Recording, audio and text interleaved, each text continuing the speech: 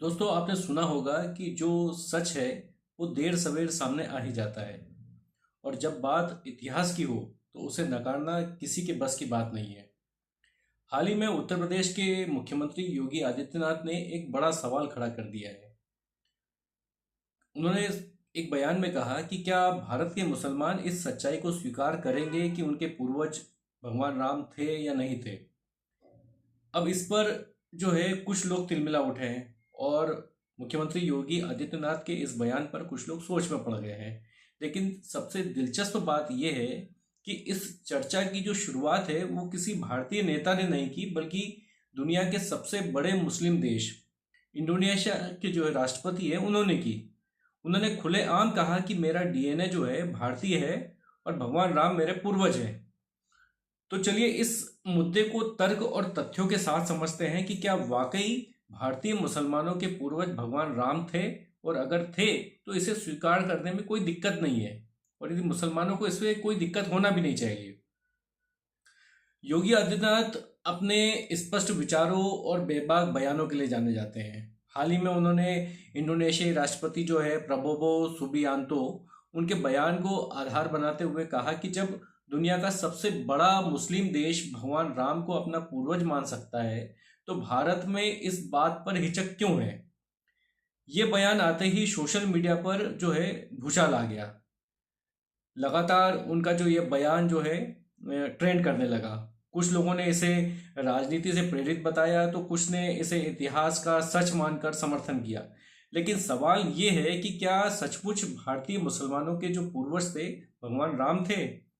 अगर हम इतिहास पर नजर डालेंगे तो पाएंगे कि भारत में इस्लाम का आगमन जो है करीब 7वीं या 8वीं शताब्दी में हुआ।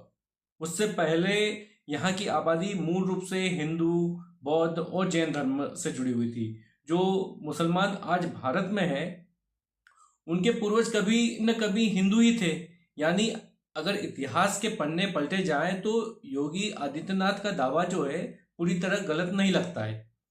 इतिहासकारों के मुताबिक भारत में इस्लाम का विस्तार मुख्य रूप से व्यापार, सूफी मत और बाद में मुगल शासन के कारण हुआ। कई हिंदू परिवारों ने अलग अलग कारणों से इस्लाम धर्म को अपनाया, लेकिन उनकी सांस्कृतिक जड़ें जो हैं आज भी वही हैं। आज भी भारतीय मुस्लिम जो समुदाय है उसकी कई परंपराएं जो है, कई रीति रिवाज ऐसे हैं जो हिंदू संस्कृति से मेल खाते हैं। अब सवाल ये उठता है कि सीएम योगी ने इंडोनेशिया का उदाहरण ही क्यों दिया। दरअसल इंडोनेशिया दुनिया का सबसे बड़ा मुस्लिम देश है और मुस्लिम बहुल बहुल देश है, लेकिन वहाँ आज भी हिंदू संस्कृति की झलक हर जगह देखने को मिलती है। वहाँ की राष्ट्रीय एयरलाइन गरुड़ हिंदू पौराणिक कथाओं से जुड़ी है। वहाँ की करेंसी का जो है उस पर भगवान गणेश जी की प्रति जो है वो लगी हुई है। रामलीला वहाँ एक राष्ट्रीय उत्सव के रूप में मनाया जाता है। इंडोनेशिया के राष्ट्रपति ने तो खुद कहा कि उन्होंने अपना जो है जेनेटिक टेस्ट करवाया था, डीएनए टेस्ट करवाया था, और उसमें पाया कि उनका डीएनए जो है भारतीय है। ये केवल एक बयान नहीं है, बल्कि ये दर्शाता है कि भारतीय उपमहाद्वीप से इंडोनेशिया का काफ़ी ऐतिहासिक संबंध है, काफ़ी पुराना संबंध है। अब इस पूरे मामले में राजनीति भी घुल गई है। सीएम योगी ने इस बयान के बहाने उन दलों पर हमला बोला जो सिर्फ वोट बैंक की राजनीति में लगे रहते हैं। उन्होंने कहा कि जो पार्टियां कभी हिंदू संस्कृति का विरोध करती थी वे भी अब संगम में डुबकी लगाने लगी है। इसमें उनका इशारा जो था बिल्कुल स्पष्ट था कि कुछ राजनीतिक दल सिर्फ चुनावी गणित के लिए तुष्टीकरण की राजनीति करते हैं, लेकिन इतिहास और संस्कृति को कभी बदला नहीं जा सकता। अब सवाल ये है कि क्या देश के मुसलमान भी अपने पूर्वजों को स्वीकार करेंगे। अगर इंडोनेशिया जैसे मुस्लिम बहुल देश में भगवान राम को सम्मान दिया जाता है, उन्हें पूजा जाता है, तो भारत में ऐसा करने में मुस्लिम समुदाय को क्या हिचक है। क्या भारतीय मुस्लिम समाज को अपनी ऐतिहासिक जड़ों को स्वीकार करना चाहिए। क्या वोट बैंक की राजनीति की वजह से इतिहास को तोड़ा मरोड़ा जाता है, और क्या धर्म और राजनीति को अलग रखकर सांस्कृतिक इतिहास को खुले मन से देखना संभव है।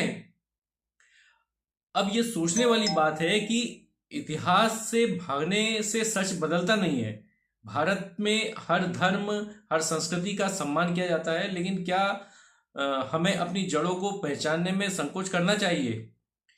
सीएम योगी आदित्यनाथ ने एक चर्चा छेड़ दी है, और ये केवल राजनीति नहीं बल्कि एक सामाजिक विमर्श है, जिसे यह तय करना है कि हम इतिहास को केवल राजनीतिक चश्मे से देखेंगे या फिर उसे एक सच्चाई के रूप में स्वीकार भी करेंगे। तो दोस्तों, इस पर आपकी क्या राय है?